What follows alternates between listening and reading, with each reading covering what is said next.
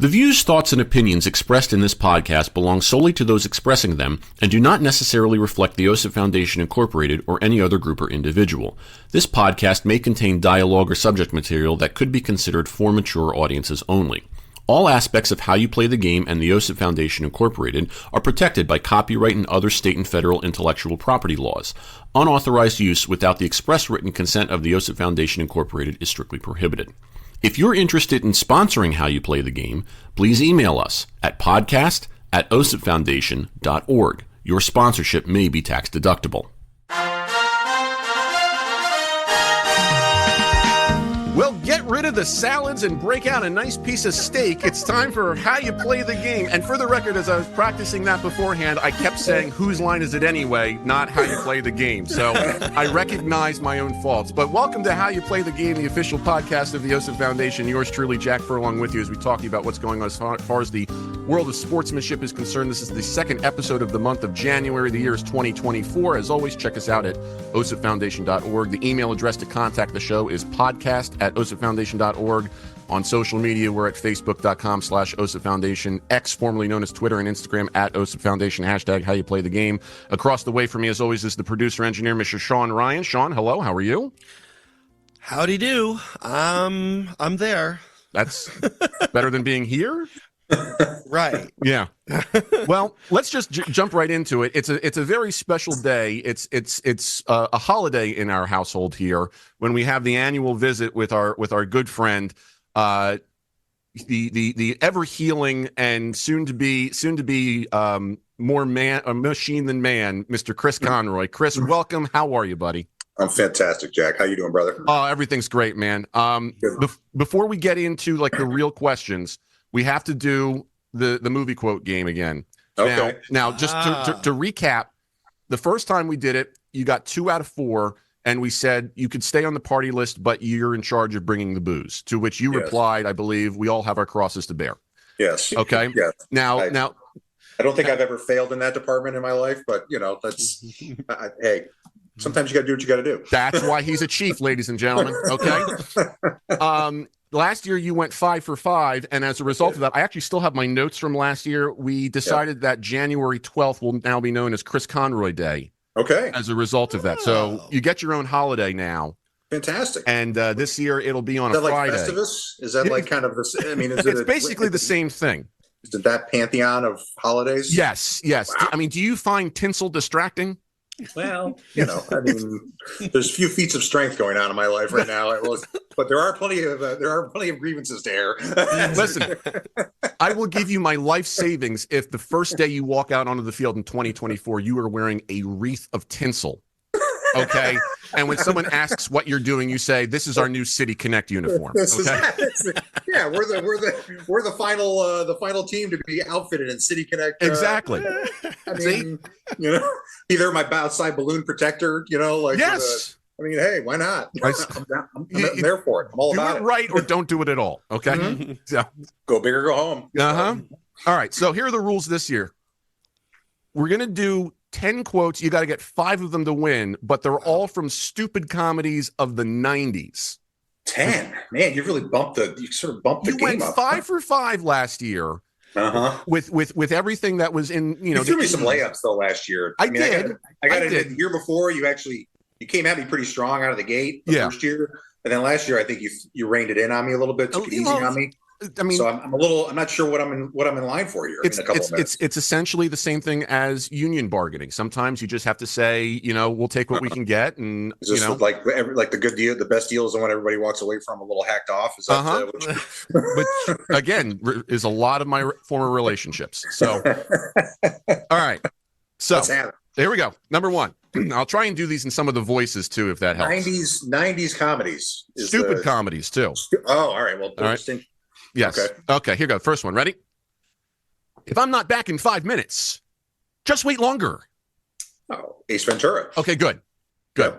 I was debating between that one and hi, I'm looking for Ray Finkel and a clean pair of shorts. I would have gotten it either way. Good. Good.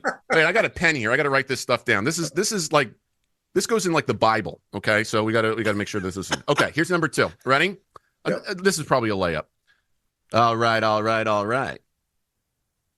Well, it's Matthew McConaughey. Dazed and Confused. Yes, very good. Yeah. Okay. Yeah. Number 3. That rug really tied the room together. That rug really tied the room together. It's kind of up there with these pretzels are making me thirsty, but. And I got to admit, I'm not drawing a blank. All right, that's Big Lebowski. Can I? That's a shame. Problem is, known that one. Well, backstory on the Big Lebowski. Usually, when I'm watching the Big Lebowski, right, it was late at night. Okay, and I'll leave it at that. Okay, that's fine. Just fine. Okay. Number 4. Sounds like someone's got a case of the Mondays. Sounds like someone has a. See, Jack, you're like, man. Case. I don't know that one either. Office Space. Oh, yeah. Office Space is not in my repertoire. Really? Okay. Yep. All right. Yep. So if you got any more Office Space ones, you're going to trip me up. No. I try only do one any movie more in per the quote. queue. Yeah. Okay. Next one. I'm hitting 500. Yes, you're 2 for 4 right now. You're still in the Hall of Fame. All right. Jeez. All right. Didn't you say that's like a day at second base on steal plays? 2 for 4? Yeah. Okay. Or like my old high school free throw percentage. There we go. Yeah. Great. Office Space is a wonderful movie, by the way. One of my favorites. Highly Watch that one recommend. late at night too. All right, hold on. I got to write that down. Okay. Got to get it on the list. In his Bible. All right. Next one. All right. Ready? Pardon me. Do you have any Grey Poupon? Wayne's World. Yep. Very good. Very good. Next one. Kind of in the same vein. Allow myself to introduce myself. My name is Richie Cunningham. And this is my wife, Oprah. That would be Austin Powers. Very good. Very good. All right, you got to get one out of the next which one, 4. or can I just get away with a generic Austin Powers? Do I have to declare which one? No, it's the first one. It's yeah. That's fine. Okay. Next one. You sold my dead parakeet to a blind kid?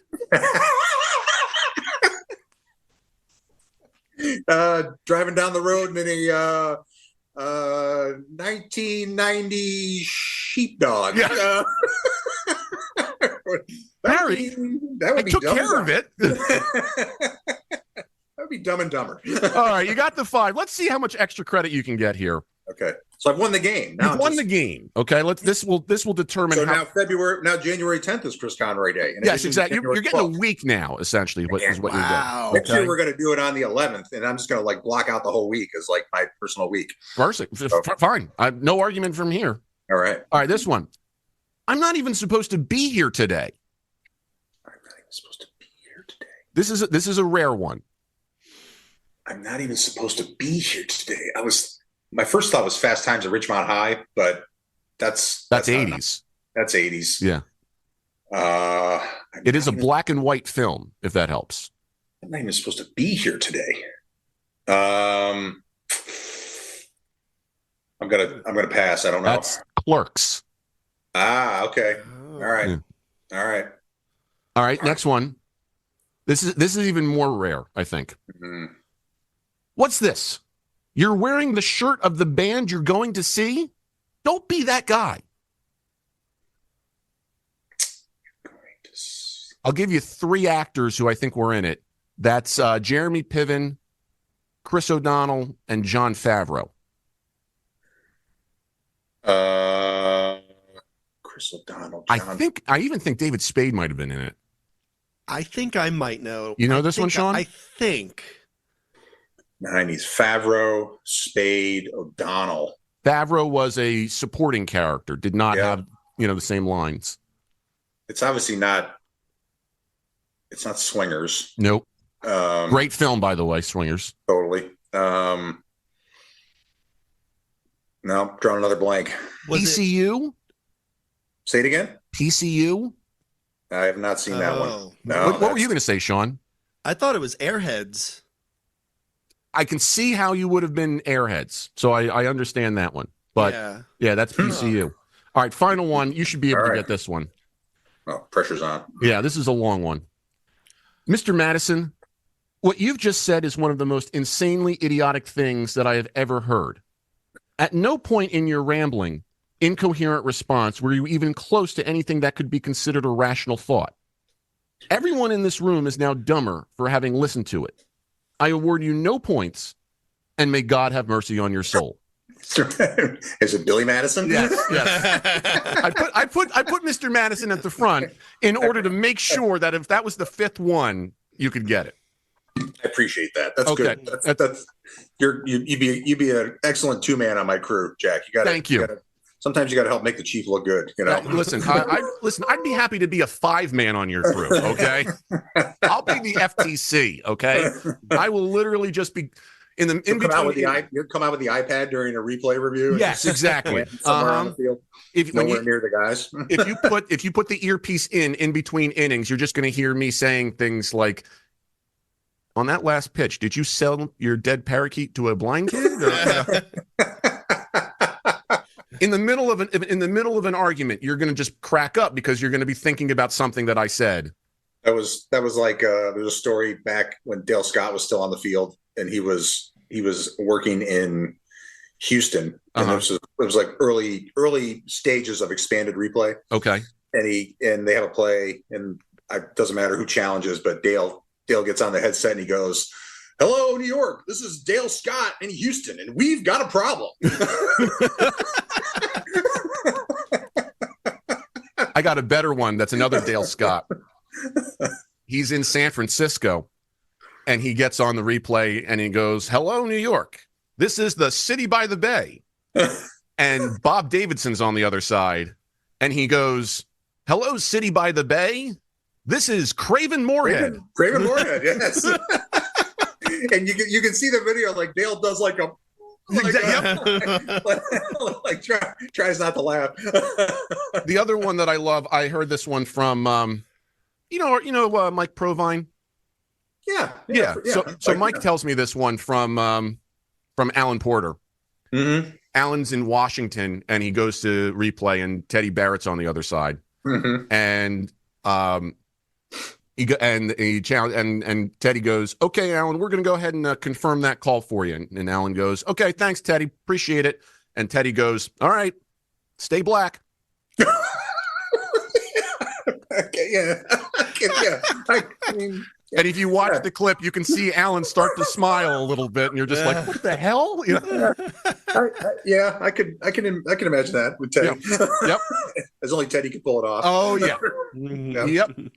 You gotta have tenure to do that one. Is what it is. Have a little dirt on your shoes to try something like that. Yeah. Sure. All right. So now let's ask some real questions with the time that we have. Okay. Those were real. Those were real questions. We've determined that January 10th is now Chris Conroy Day as well, and next year we're going for the 11th, so that you get the whole week. Yep. Let's tentatively. Well, this is a leap year, isn't it? Yeah, it is. So would it be a weekend next year?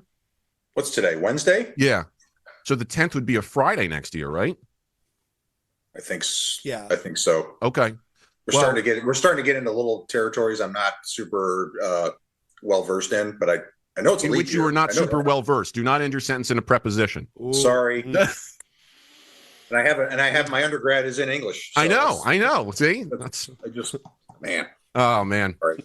That's okay. We'll forgive you this time because you went. Yeah.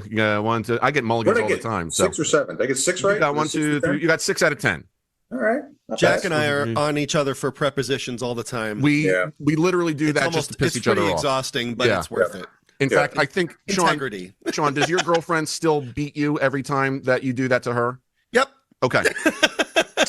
You guys would fit in nicely with conversations between my wife and her sister, because they're like the same way, and they're all about like, misplaced apostrophes and commas and things like that. They're just like they're like all over that kind of stuff. I'm just like, all right, but this is why we still have to like go out for a couple of drinks, and if you want to leave the wife and sister home so that you have the sanity and not have to worry about that and just get it from us. Yes, that's probably the smart move. So I've been hurt all year, and I've been in a house with a pair of teenage daughters, and it's been an interesting roller coaster of a ride. So that's like I would. So that leads me to a night out amongst gentlemen would be a good time. That leads me to my first question: why the hell haven't you called? I don't know. I don't know. I mean, been in the throes of depression and despair. I don't. Sean and I have things to tell you that we can't tell you on air. Okay, I'm here for it. When this is over, we'll sync up our calendars. Perfect. So. Okay. So let's go in chronological order with all the things we want to examine here. So first and foremost, last year when we finish our interview last year, right after that, you get the call. You're going to be a crew chief. Yeah. What was that call like? And what were you experiencing? What went through your mind when that happened? Well, a little tidbit. I actually knew then that I was. Okay. But I couldn't reveal because they were waiting to sort of roll in the announcement of the crew chiefs with the new hires, and that they don't officially announce that until after they pass their physicals in sort of late January out at our annual retreat. So I had actually gotten the phone call. I think it was the week of Christmas. Oh wow! Okay. So that was an exceptionally nice Christmas gift. So I had to play possum there a little bit and pretend I didn't know, even though I did. But nevertheless, it was great. I mean, it was, wasn't something I wasn't. I mean, I had some, you hear little hints here and there that maybe you're in strong consideration for something, but it's obviously one of those things that you never know until you know, and to actually, have that phone call and have them, say some nice things about my work and my career and sort of what their expectations are and what they feel like I can bring to that role was very flattering and very humbling. And it was, it still hasn't quite sunk in. I mean, not only for the fact that I only worked 3 games last year before I got hurt, but it's like one of those things in your mind, that's something that goes on with like other people, like people that are like in my mind that are far more like venerated in this profession than Chris Conroy. It's like, well, like Joe West is a crew chief. Jerry Davis is a crew chief. Like Jerry Crawford is a crew chief. Like, it's like, I'm not quite sure I belong in that same breath, but then you look around, you're like, well, like time flies and I've been around a little bit and here I am. Yeah. I mean, we are, we did discuss how old we are. So I guess, I mean, the other thing about it was that, I mean, you showed I got to remember years now. So that was 2020. You showed in 2022 how you could do it. I mean, not everybody goes through what you experienced where numbers 1 and 2 on your crew go down for pretty much the entire season and you become a crew chief. Yeah, we were definitely a Frankenstein crew that year. It was kind of like, it was me and Carlos Torres, and we just sort of mixed and matched around us the whole year, like starting pretty much. I remember Marty Foster went down. No, excuse me. Ronnie went down first, right? Ronnie went down on Mother's Day, right? In Fenway, and then that was the Peacock game, wasn't it? Was that an 11 game? Yeah. Yep. So that was a battle for him, and then it wasn't long after that. I think it was that following week. Actually, I know this would happen. We went to replay from there the following week. Marty Foster got pulled out of replay, sent onto the field, and he took 2 headshots and was like, that was it for Marty, basically. And then, so it was every week there were a lot of cameo appearances on our crew that year by guys. So, held it together, went out and, just, again, try not to overthink it. Just like, who you sending me and let's go work and we'll get through it. Right. So kind of like being on the set of the Merv Griffin show, just, it's a lot of cameo appearances and sure. It's quite a grind. Yeah, exactly. But then it was a great, you looking back, you're like, you realize it's probably an experience that, prepped me more for that kind of a role. And then, obviously had some nice, postseason assignments that year and then, get the crew chief gig and things are good. I got no complaints. That's fantastic. Do you think that time as acting crew chief was sort of the impetus behind the decision or? I'm sure. I mean, I think, kind of like when, a young guy is working, he's a AAA guy, but he's working in the big leagues during the season. That's kind of, their audition for a potential full-time job. Probably in a similar vein, that's the way they look at potential crew chiefs, when you're put into that role, whether it's something, they're looking to feed you opportunity, or just opportunity lands on you and you just take it and run with it. Either way works. So if I tell guys all the time, younger guys coming up, I'm like, look, man, take advantage of your opportunity out here. Like, if you're going to, run away from the tough call or handling something in the tough moment, you're missing an opportunity to shine and show the office that you can handle this up here. Right. So all those other things, same thing, fighting for a job, looking to maybe get on the radar for a crew chief position when the opportunity comes, you gotta take it and make the most of it. Sure. So, yeah. Yep. Do you, were you the newest chief with the least tenure too? Yes, I was. Okay. I'm number 10 of 10 guys, there were 10 guys that retired. I think 8 of them were chiefs, so there were 8 openings. Right. So yeah, I am, like last year I had to really grind on when it came to schedule selection. I was going to say, yeah. Because there were 19 crews, 19 schedules, and I had the 19th pick. Right. So me and my guys, like, we were really like pouring over the schedules, like, hey, what one are we going to select when our time comes to go last? Right. I was going to say, wait a second. Now, I have a master's degree, but it's in music, so I only count to 4. Yeah. So, okay. You probably lucked out that you start in San Diego anyway, Well, it wasn't the worst place to open up. Right. Although it was funny. We did have a opening. It was a sort of an inauspicious start to my tenure. Like, we had a weather situation in San Diego opening night.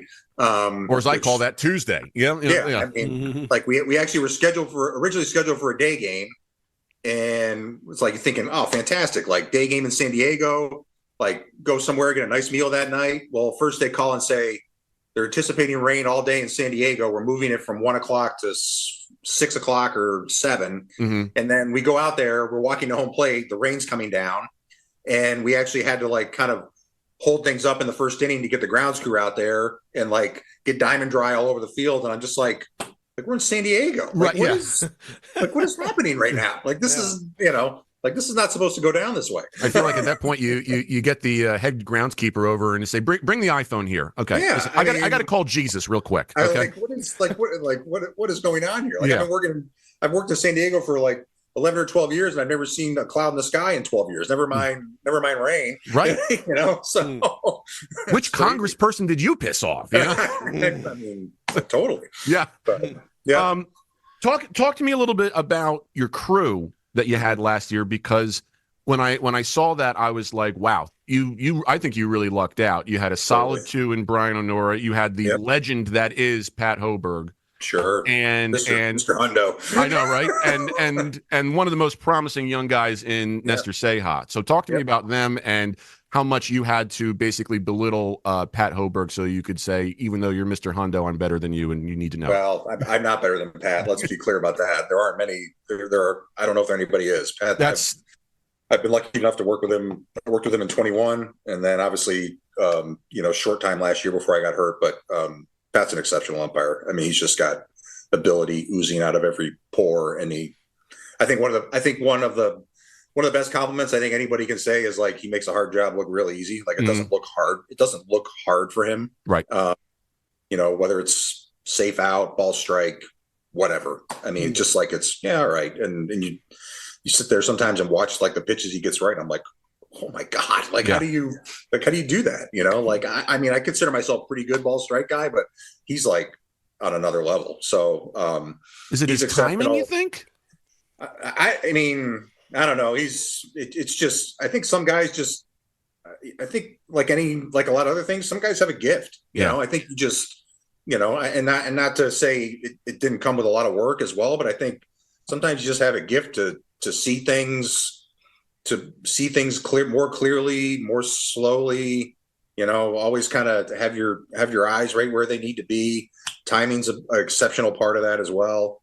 I think he's just blessed. He's a very talented umpire, and a great guy to work with as well. Yeah. And then Brian, I asked to work with Brian. Just, I've known him for a lot of years, and I just knew as a veteran guy who wasn't a crew chief, I just knew that he would be a great guy to have on my crew that would be supportive and would be helpful to me. And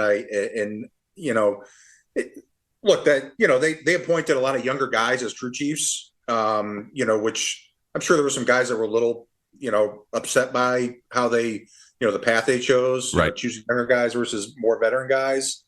But I just knew with Brian, there was never going to be a problem. Like, there's no ego there. There's no, like maybe cutting you down behind your back or anything like that. So I knew that was a very targeted selection of Brian. Number one, just being very good at the job, a great veteran presence, well respected, and just an easygoing personality. And Nestor, I actually, I was just fortunate to get Nestor. I never worked with him when he was, filling in up and down. So he wasn't, I have to say, he wasn't on my list of guys that I turned in as a request to work with. Brian and Pat were, but Nestor, they put Nestor with me, and it was fantastic. Like, it was just, I'd love to run it back with them again this year if the office sees fit.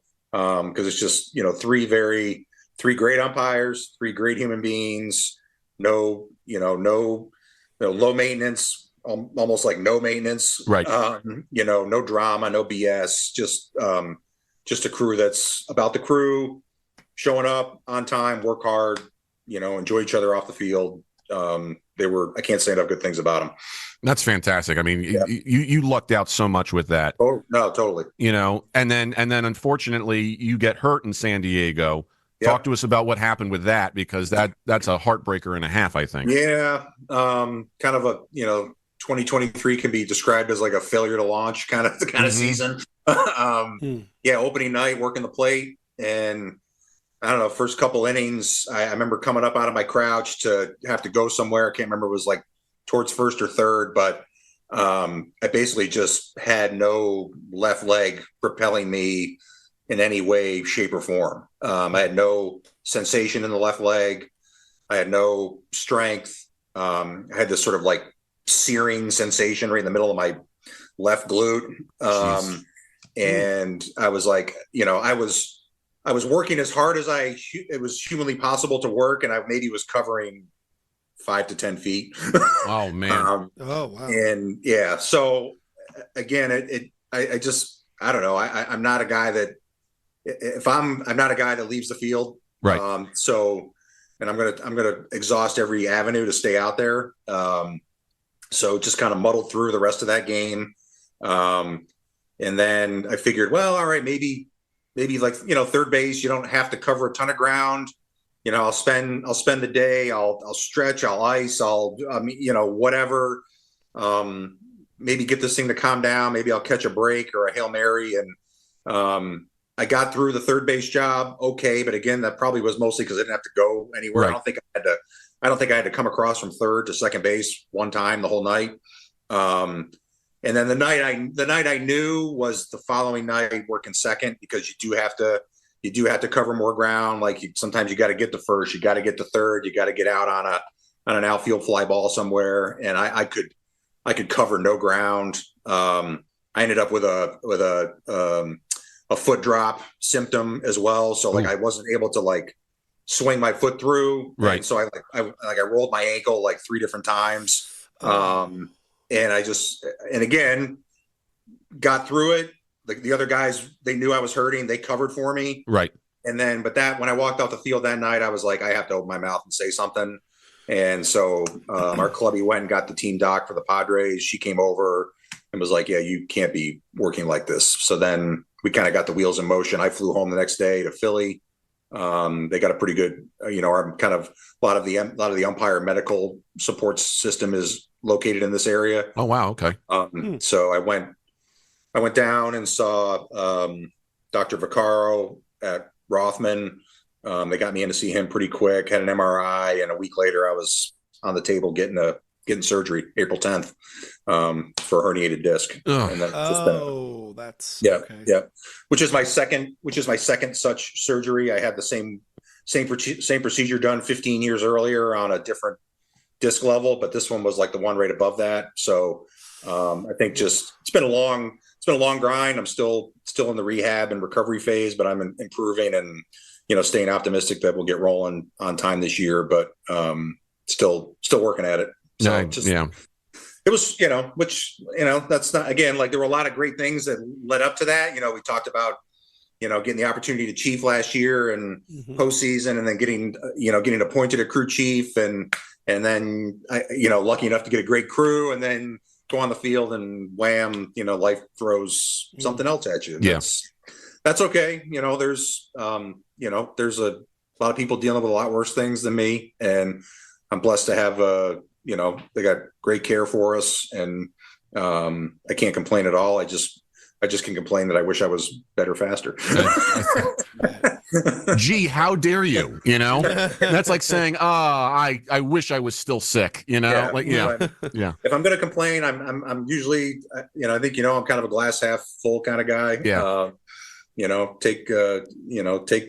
Be grateful for the good and roll with the bad, and that's kind of what I'm doing now. So, what kind of support did you receive from your crewmates? I mean, you were.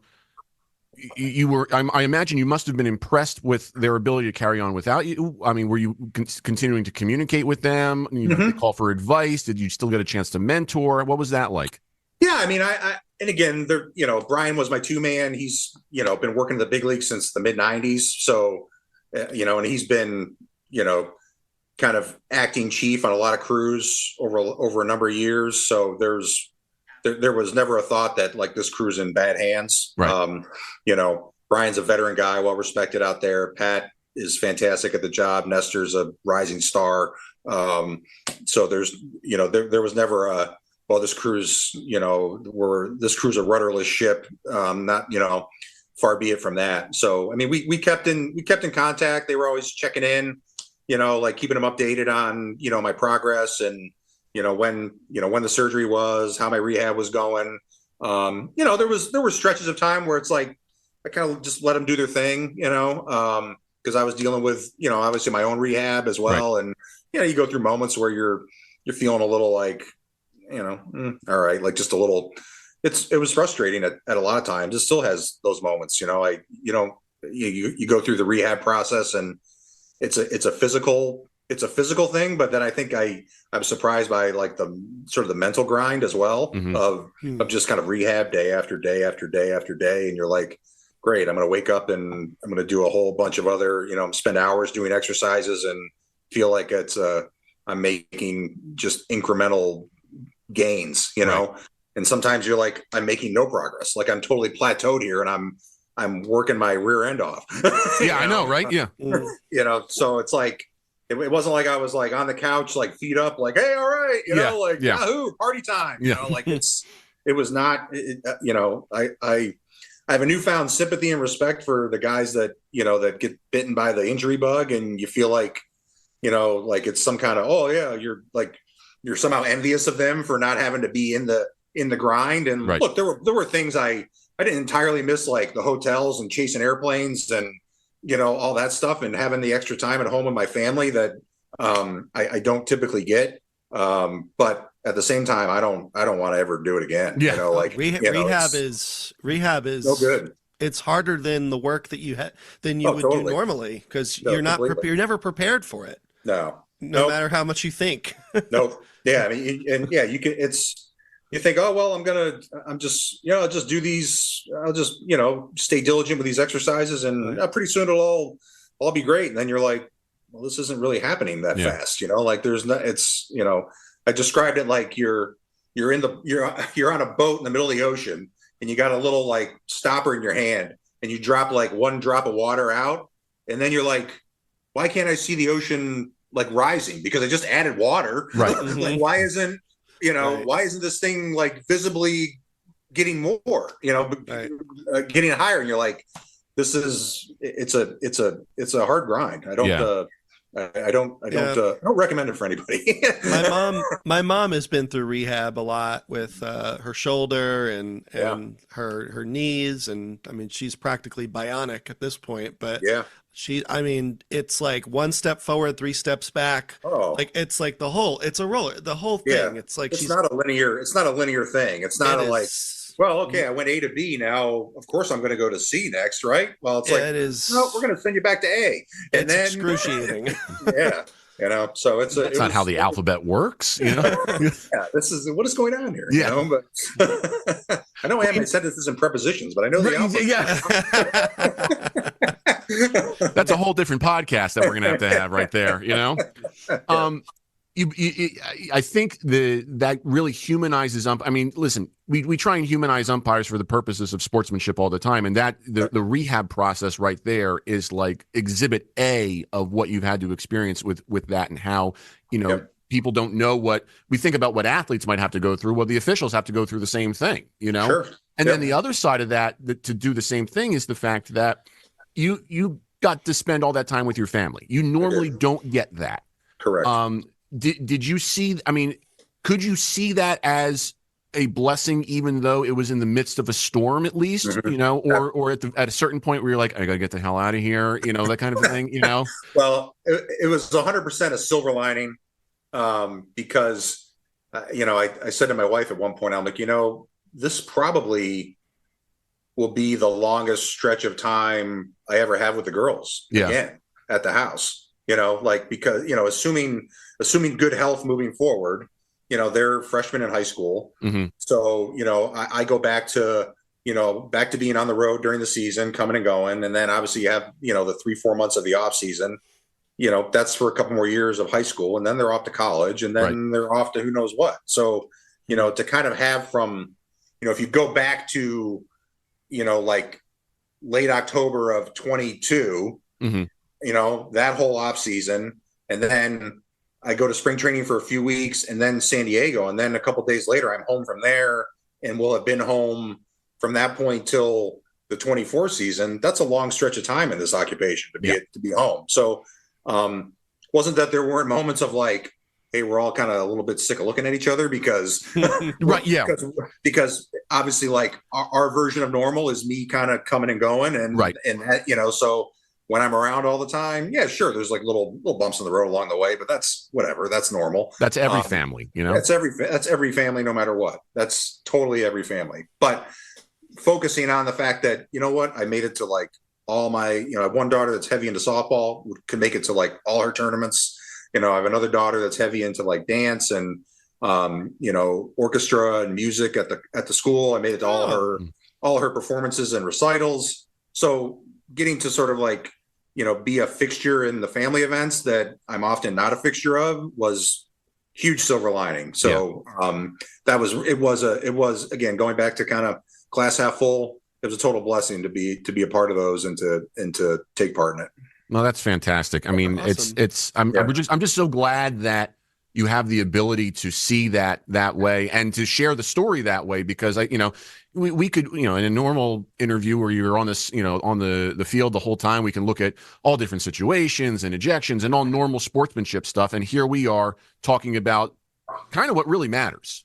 If you think about life. Yeah. It's things like that can, we're all guilty of getting preoccupied with a lot of stuff on the in the margins, I guess, in life, if you will. And then, I always like to think I have perspective, but, sometimes, something like that will sharpen it into focus even more, the things that really matter. And where the real blessings in your life are and where you need to keep your focus. And this year was really that for me. Yeah. So, nice. Yeah.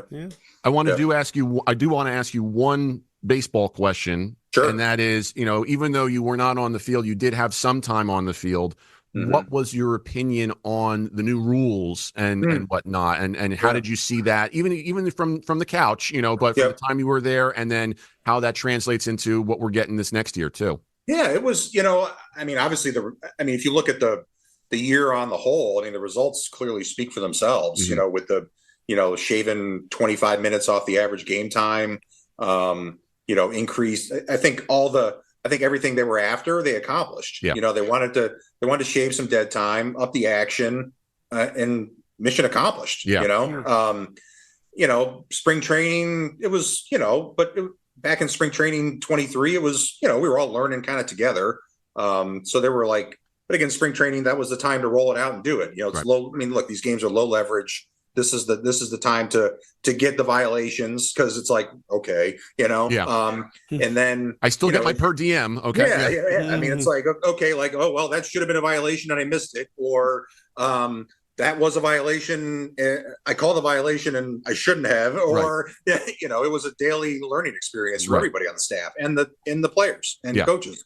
But, you know, you saw as the year went on, everybody got comfortable with it. And then it kind of was just something that just existed in the background a little bit. It wasn't really in the forefront. Right. So, you know, I know, you know, some of the things that are on the table for the upcoming year. You know, I think the big bite was taken last year. Obviously, I think probably, you know, we're kind of like left to sort of nibble around the edges a little bit on how much more time can really be shaved off with, you know, I know like I think the clock with runners on is going from 20 to 18 seconds. Yeah. You know, the runners lane rule should be interesting, because like that's I mean, you're an umpire, that's a no-win call for us. That's the one that I'm like, wow, okay, it's always an argument. It's always an ejection. Like it's always another beer afterwards. Even when like as umpires we're like, that's not even a hard call. Like that's obvious. That's like a day one umpire school runners lane interference call, but it's always you know, it's always an argument. It's always an ejection. You know, but again, for me, like I'm chomping at the bit to get out there, because like I'm like a year behind a little bit, because I didn't get, you know, I had last year's spring training, and then, which was 15 games plus the first 3 games of the regular season. So I'm a little anxious while being excited to sort of get back out there and get comfortable with the whole thing, so that it's not something I'm thinking about right before I'm getting ready to call a 100-mile-an-hour 2-seam fastball on the corner. Right. So, you know, another day in the life, you know? Yeah. So, you know, I think they've been good changes, positive changes for the game. I think everybody saw something needed to get done to get away from, you know, 3.5-hour games of, you know, a walk, a strikeout, or a home run. Right. You know, I think there's, you know, stolen bases were up, hits were up, average was up, game times were down. So like, I mean, how can you complain, you know? When we get together for a few IPAs, I'll tell you the runner's lane one that I had last year that did increase the alcohol intake for me back in May. That was I still think about that one to this day. I think you told me about that. Sean, I tell you everything. Okay. How many ejection reports did you write up over? I did not have to write up. Actually, I almost had to write up one for that one. Yeah, but that's part of that. That'll be part of the story. So but you talked your way out of it like a champ, because you're just a wordsmith. I mean, it's just that's exactly what it was. That's actually, it was me crying like a baby to an athletic director, which is the same thing. Okay, the exact same thing. You know. Before we let you go, I want to throw 5 quick questions at you that have nothing to do with anything. This is kind of like a Craig Kilborn 5 questions thing that I came up with. Just like my first thought, like give you the answer kind of thing. Like, sure. Yeah. Okay. Number 1. Why uniform number 98? That's the one they assigned me from day one. Perfect. When I was first put on the up and down list, they just called and said, "Hey, you're on the list, and you're number 98." And the old saying, "Dance with the lady that brung you." I know a lot of guys like to switch. 98 got me there. That's the one I'm going with. So I guess in that case, we should be more concerned about the fact that you're white and probably can't dance. I can dance, kid. Really? Believe that. Okay. Oh, wow. Oh yeah. See, you're talking to 2 musicians who have no dancing. If you've ever wanted to see us have the same injury as you, come watch us dance. Okay. That's You'll be entertained at the very least. Yeah, exactly. Yeah. If you were not an umpire or involved with sports, what would you be pursuing as a career? I'd probably be a teacher. Really? Yep. I think I did a lot of that work in the off season in my minor league days, like as a substitute, and then I coached high school boys basketball. So I know that would be sports related, but I would have always looked at myself as kind of in that teacher / coach role, if not for baseball. Would you have been an English teacher since that's your degree, you think? Or probably, I think so. It surely wouldn't have been math or science. I know that for a fact. No doubt. Yeah. We'll bring you a formula to solve when we get together. This one kind of goes back to something we said earlier. If you could design your own umpire uniform along the lines of a City Connect style, what would you do, and why would it be ugly as hell? I would go back. I would obviously use like the modern materials, but I would go back to the old, like the light blue, like short sleeve, full button down, like the I forget what the name of it's called. Yeah, but I would totally go back, and then maybe occasionally I would work in, again, using all modern materials. I'd work in the old like jacket and tie. I love it. Yep. I love it. I'd figure out a way to somehow do that, make that out of like some kind of moisture wicking material or something. Moisture wicking material was my stripper name, by the way. So, without getting in trouble like Joe West did, is there a particular person in baseball, player, coach, etc., that you've encountered who you think would actually make a really great umpire if they were not in their current role?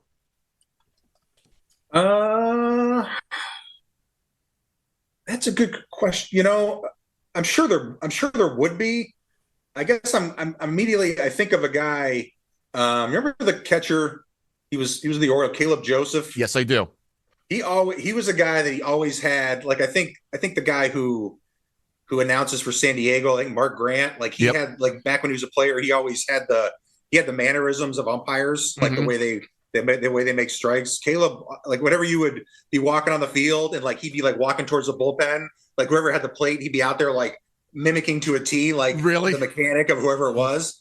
So I guess that's the first guy that pops to my mind of somebody that obviously paid close enough attention to what we were doing to sort of like put the time in somewhere to like in front of a mirror to be like, hey, how do I look like umpire or whomever, you know? That guy pops to mind. Okay. He was a great guy to work behind too. Great catcher. I enjoyed him. Yeah. And then finally, again, without perjuring yourself, can you share the funniest thing that a player, coach, or someone has ever said to you during a game? I can remember in AAA working in Pawtucket. Ron Johnson was the manager of the Paw Sox. Okay. He was on my short list of all-time favorite managers. He actually since passed away, unfortunately. Oh man. But he managed for years in the minor leagues, a couple of years with Boston at first base. But I remember one time working in Pawtucket, he came up to me and Paw Sox got out, and you know, like the managers in the minor leagues coach third base. Right. So he kind of like end of the inning, he saddles up to me and takes out his lineup card and he goes, I'm thinking, oh, he's gonna make a change. And he goes, Chris, see all these names on this list? And I'm like, yeah, RJ. He goes, these guys are all future truck drivers, brother. And then he just turned and walked away. and I was like, I was like just chomping on my lip to not bust out laughing. But you're a better man than me because I would have fell over. I didn't on my bingo card. I didn't have that one coming at me. But that's what I've always stayed with me. We got to use that. Oh, I'm going to. Yeah. Oh man. So I think that's. I don't know if we top that one. So good one to end on. Yeah, on which to end. Yes. Okay. I'll see myself out.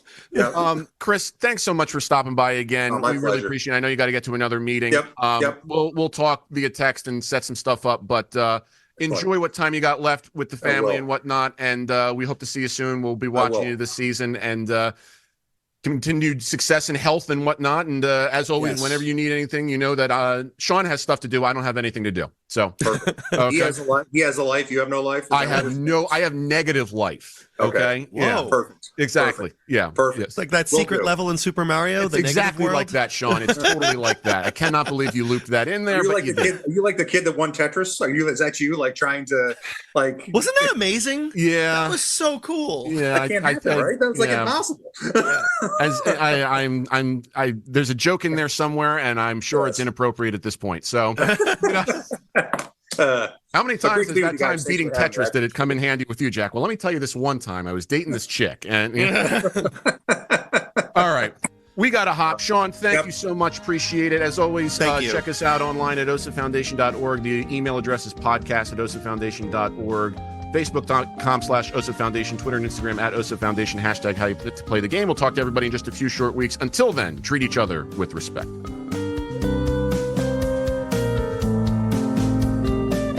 How You Play the Game is a production of the OSA Foundation, Incorporated. The producer-engineer of this episode is Sean Ryan. Music by Soundspring Studio. The executive producer of How You Play the Game is Jack Furlong. For more information, visit osipfoundation.org.